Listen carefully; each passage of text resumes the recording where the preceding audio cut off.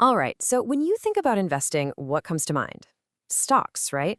Maybe bonds, or if you're feeling adventurous, crypto. But what about the actual ground beneath our feet? Today, we're going to talk about something really different: how technology is cracking open one of the world's oldest and, let's be honest, most essential assets for regular people like you and me: farmland. Just let that sink in for a second. Really picture it. You're not a farmer. You could be living in a tiny apartment in the middle of a huge city, hundreds of miles away. But with a few taps on your phone, you're earning a piece of the harvest. It sounds like something out of a sci-fi movie, but believe it or not, this is fast becoming a reality. And that's the million-dollar question, right? How on earth does someone who doesn't have a farming background or a few $1 million lying around actually get a piece of that action? Well, the answer comes down to a really huge shift in the way we think about ownership itself. To really get how revolutionary this is, you gotta understand how things used to be. For, well, forever, farmland was this super exclusive club. It was an asset class with a massive keep out sign for most people. I mean, this comparison says it all. The old way, you had to be a giant institution or come from a wealthy family that could afford to buy up entire farms. But the new way, it completely flips the script. This whole idea of fractional ownership throws the doors wide open for everyday investors, letting you buy just a single slice of that exact same asset. It's a total game changer. Okay, so let's get into the nuts and bolts. How does this new model of owning a piece of a farm actually work? You might be surprised by how simple it is. It's really just a three-step process. So first, a specialized company goes out and does all the hard work. They find a good farm and they buy it. Then they take that whole property and, kind of like a pizza, they legally divide the ownership into tons of small, manageable shares. And finally, that's where you come in. You can just hop on an online platform and buy one or two or however many shares you want, sometimes for just a couple $100. So you own a slice? How do you make money?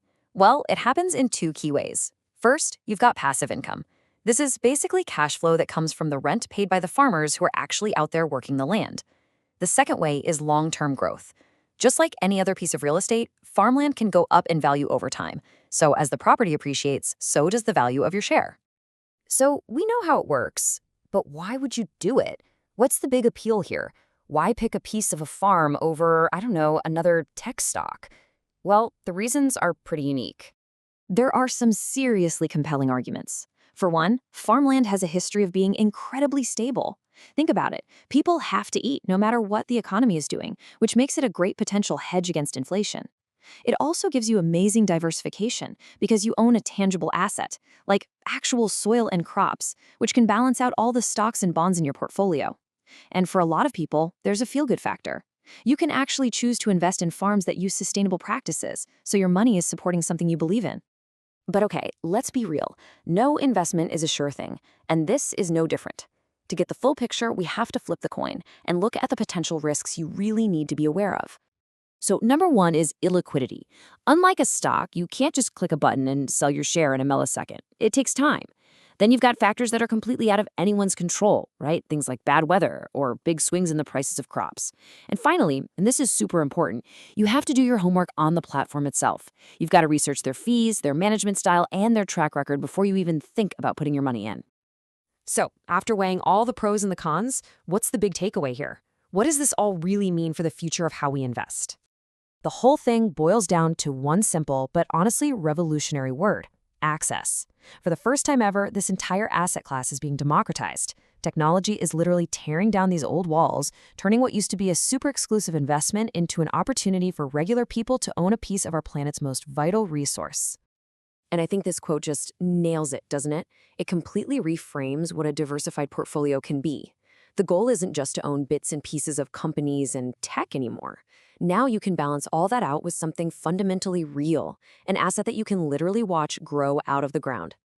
And that's the thought I really want to leave you with. In this crazy, fast-paced, digital world we live in, could the real key to a modern, resilient investment strategy actually lie in something as old, as tangible, and as essential as the land itself? Definitely something to think about.